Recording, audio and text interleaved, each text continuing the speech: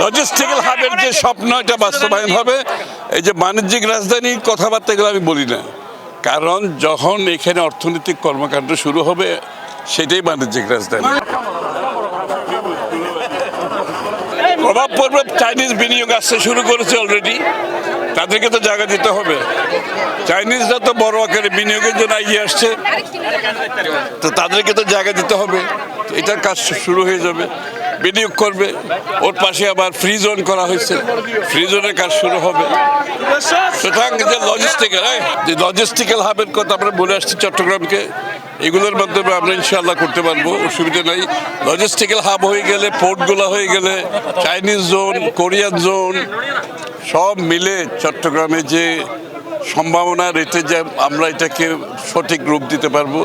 এবং এখানে যে অর্থনৈতিক কর্মকাণ্ড, এটা খালি বাংলাদেশের অর্থনীতিতে নয়, এটা চট্টগ্রাম এই অঞ্চলে জনগণের ভাগ্য পরিবর্তন করবে আমরা আশা করি। এবং এই যে রাস্তাটা আজকে দেখলাম, এটাও অনেক দিনের এইভাবে জনসাধারণের খুব অসুবিধা হচ্ছে। এই কাজটা আমরা তাড়াতাড়ি শেষ করে দেবো ইনশাআল্লাহ। সব কিছু হয়ে যাচ্ছে, সব কিছু এগিয়ে যাচ্ছে, পূর্ণোদ্যমে এগিয়ে যাচ্ছে সব কিছু। এগুলো যেগুলো আছে সব কিছু আমরা হাতে নিচ্ছি।